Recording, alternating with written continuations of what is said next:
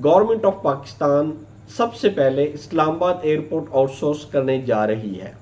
Step by step ये Karachi airport और Lahore airport की भी आउटसोर्स करेगी।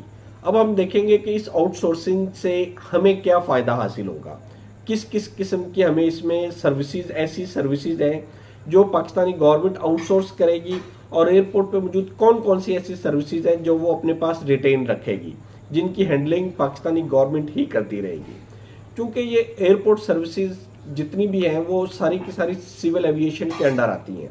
सिविल एविएशन ही इसको हैंडल करती है, इसको ट्रीट करती है, तमाम की तमाम शोबाजात में वो अपनी रहनुमाई फराहम करती है। सिविल एविएशन चूँकि गवर्नमेंट का अदारा है और इसके ऊपर हमें हर साल लाखों रुपए का रेवेन्यू खर्च करना पड़ता है, ना कि ये अदारा हमें रेवेन्यू कमा कर दे। अभी हम देखते हैं कि कौन सी ऐसी सर्विसेज हैं जो